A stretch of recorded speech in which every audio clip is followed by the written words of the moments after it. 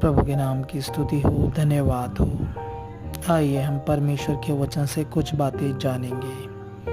हम जब उत्पत्ति से लेकर प्रकाशित वाक्य तक पढ़ते हैं तो हमें पता चलता है कि परमेश्वर ने सृष्टि को क्यों बनाया, हमारी सृष्टि क्यों की, पेड़ पौधे जीव जंतु हर एक चीज की सृष्टि क्यों की है।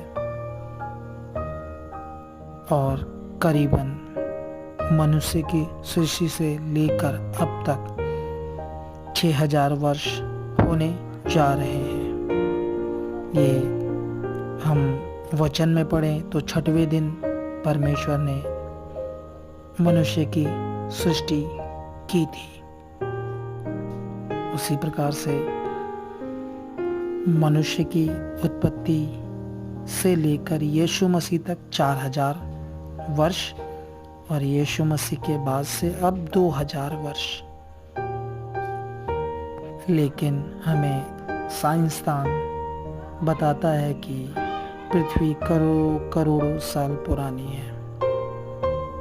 और हम परमेश्वर के वचन में भी ये पाते हैं। मनुष्य की सृष्टि से लेकर अब तक 6000 वर्ष हो रहे हैं, लेकिन यहाँ पर पहले बहुत कुछ घट चुका है। वो हमें परमेश्वर के वचन में मिलता है। हम उत्पत्ति की जब पहली आयत पढ़ते हैं, आदि में परमेश्वर ने आकाश और पृथ्वी की सृष्टि की, और दूसरी आयत में जब पढ़ते हैं, पृथ्वी बेडौल और सुनसान पड़ी थी। ऐसा क्या हो गया यहाँ पर? हम पहले वचन में पढ़ते हैं एक अच्छी चीज की सृष्टि की है परमेश्वर ने, लेकिन तभी दूसरी आयत में हम ये पढ़ते हैं पृथ्वी बेडौल और सुनसान पड़ी थी। यानी कि कुछ तो यहाँ घटा है, बहुत बड़ा गैप है यहाँ पर, जो यहाँ पर घटा है। आइए हम वो परमेश्वर के वचन से जानते हैं। हम मनुष्यों की सृष्टि से पहले पृथ्वी मनुष्यों के रहने लायक नहीं था। यहाँ पर स्वर्गदूत रहते थे। और हम डायनासोर्स देखते हैं, बड़े बड़े और जीव जंतु देखते हैं। उस समय में ये थे जो मुंह से आग तक भी उगलते थे। हम मनुष्यों से पहले परमेश्वर ने स्वर्गदूतों की सृष्टि की थी। आइए हम जानते हैं स्वर्गदूतों को परमेश्वर ने कैसे बनाया था।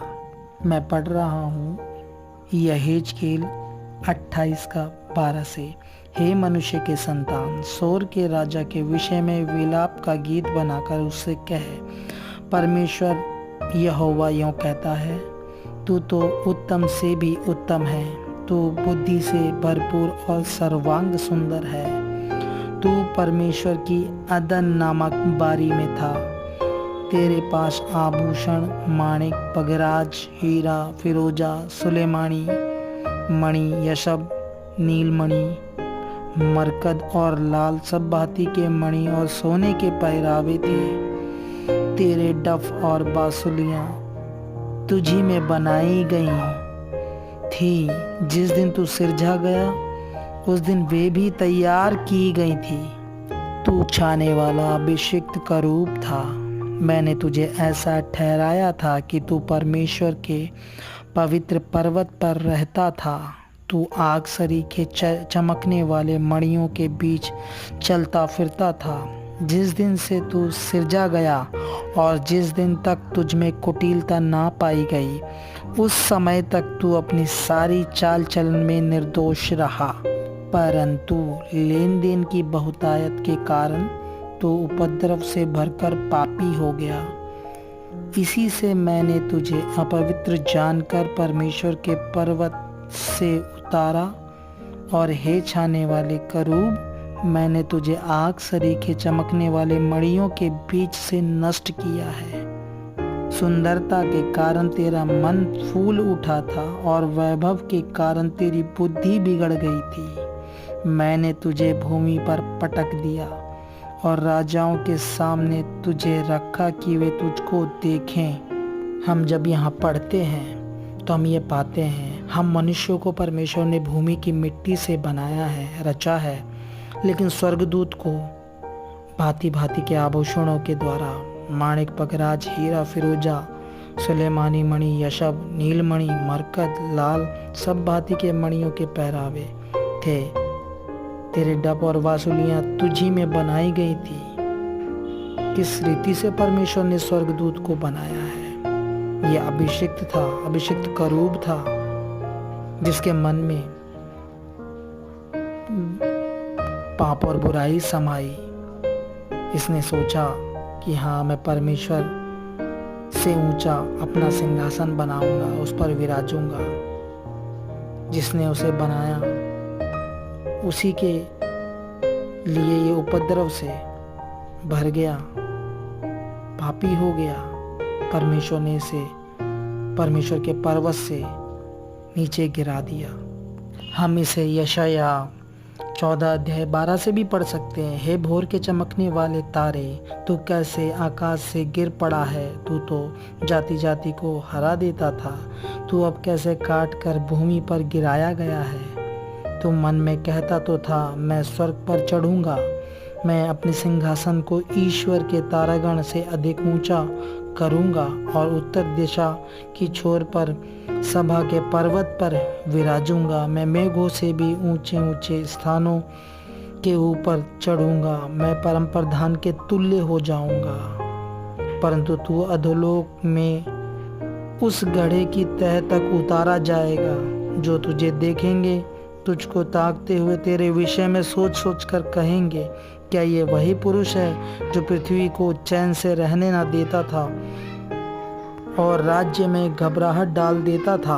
हम जब यहाँ ये सब बातें पढ़ते हैं तो हम जान पाते हैं कि परमेश्वर ने कैसे स्वर्गदूत को बनाया, कैसे वो पापी हो गया, कैसे वो अपने मन में विचार कर रहा है, मैं परम प्रधान के तुल्य हो जाऊंगा, मैं परमेश्वर से ऊंचा अपना सिंहासन बनाऊंगा।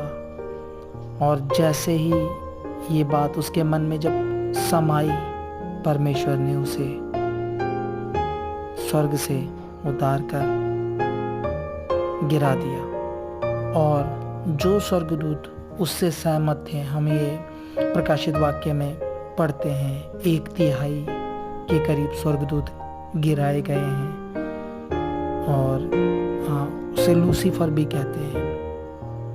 जितने स्वर्गदूत उससे सहमत थे वो सब गिराए गए।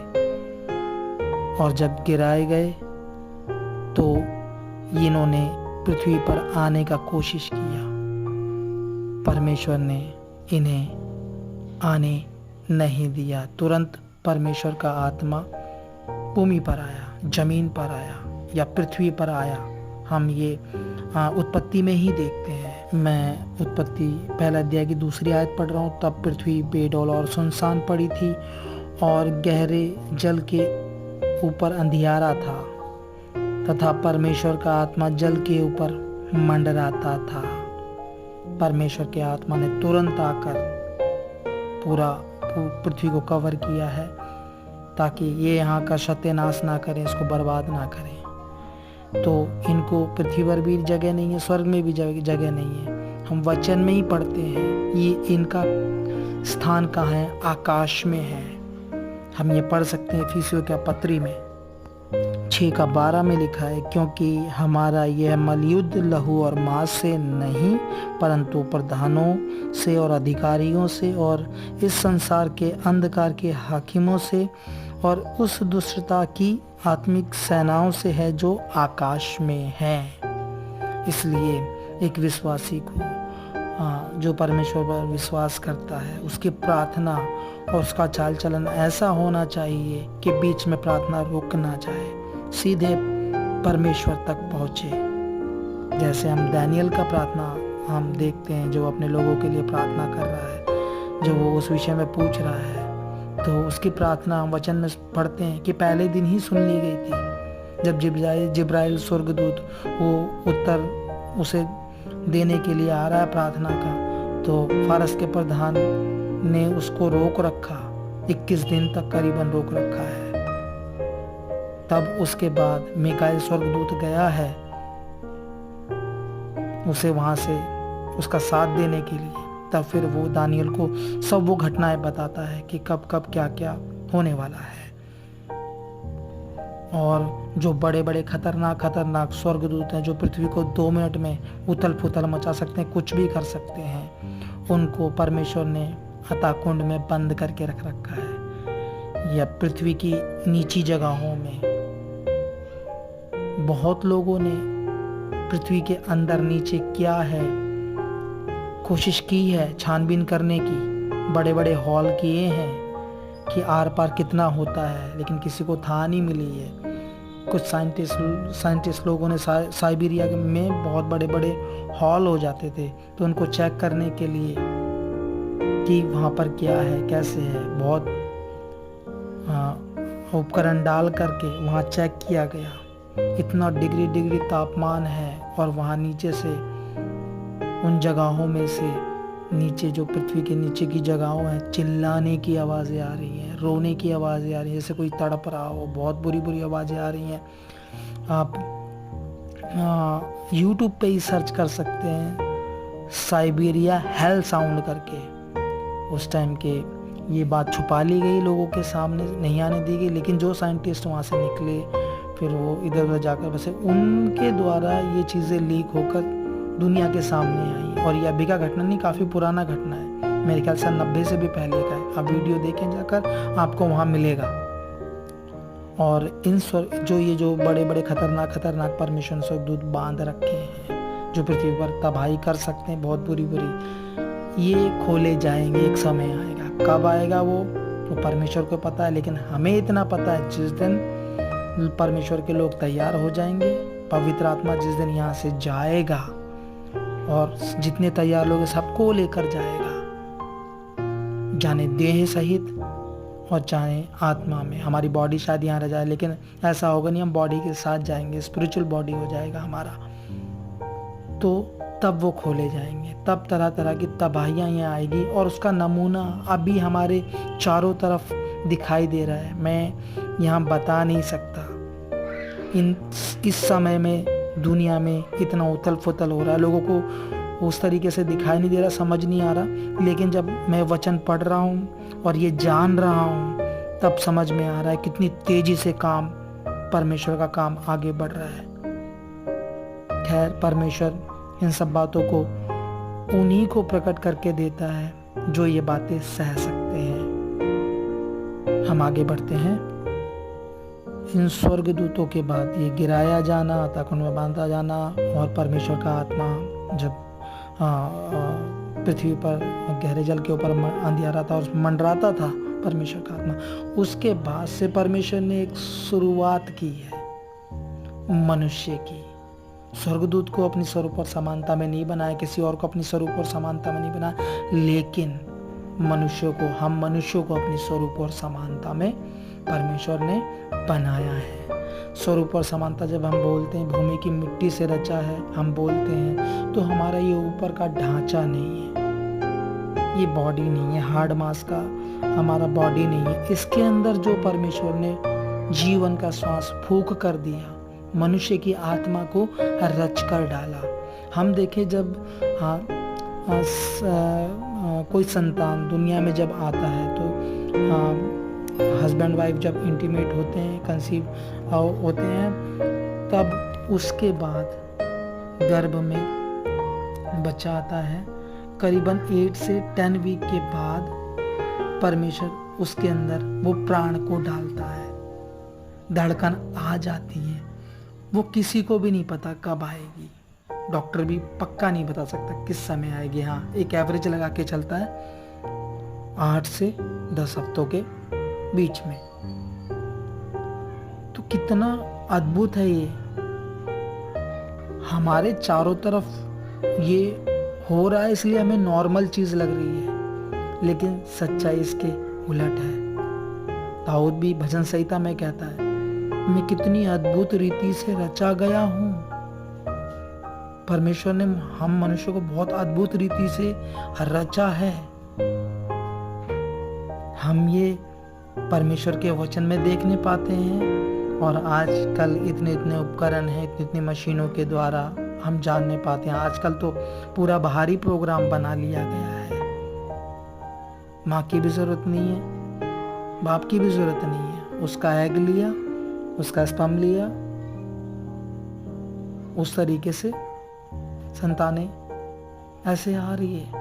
लेकिन ये छोटी बात नहीं है, हम इसको नॉर्मल ना समझें। नॉर्मल इसलिए लग जाता है हमें क्योंकि आम बात है ये। हर पड़ोसी, हर अपने पास पड़ोसी मोहल्ले में सब इस तरीके से नई जनरेशन आ रही है, लोग मर कर जा रहे हैं, हमें आम लगता है। तो हमने यहाँ ये बातें जानी हैं कि जो करोड़ों साल का गैप है, हम जानते हैं कि पृथ्वी इतना करोड़ों साल पुराना है, यहाँ पर बहुत कुछ घट चुका है पहले। अभी मनुष्य की सृष्टि को 6000 साल हुए हैं। अभी ये 6000 यीशु मसीह का आमद के बाद 7 वर्ष जो जिसमें 3.5 साल महाकलेश के हैं, 3.5 साल थोड़े अच्छे हैं, थोड़ी ज़्यादा नहीं है, 7 साल का समय। उसके बाद से 1000 साल का राज्य या परमेश्वर का राज्य, शांति का राज्य शुरू होगा। वही है 7वां दिन और 7वां 1000 साल का राज्य। 6000 पूरे हो गए 7। उसके बाद फिर लास्ट जजमेंट है, न्याय है सभी को, सभी का न्याय है जिसने जो जो किया है। 1000 साल परमेश्वर पृथ्वी पर राज्य करके दिखाएगा, कितनी शांति से, सुकून से यहाँ पर सब लोग रहेंगे। उस समय शेर भी घास खाएगा जैसे उत्पत्ति के समय में था, जब तक मनुष्य पाप नहीं किया था। और हम जो मनुष्य हैं जो मांस खाते हैं, आदमी भी मांस नहीं खाएगा।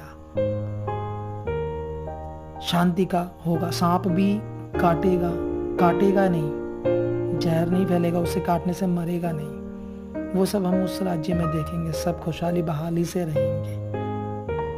और तब पूरी दुनिया जान जाएगी कि यीशु मसीह ही परमेश्वर है, क्योंकि अंधकार की सारी दुष्शक्तियां बांधकर ताकुंड में डाल दी जाएंगी। वो फिर मनुष्य को भरमाने की नहीं है उस समय में, 1000 साल के राज्य तक। और उस समय में मनुष्य अगर 100 वर्ष में मरता है तो बोलेंगे कि वो तो अभी लड़का ही था। उस समय 1000 साल के पास तक एक व्यक्ति टच करेगा।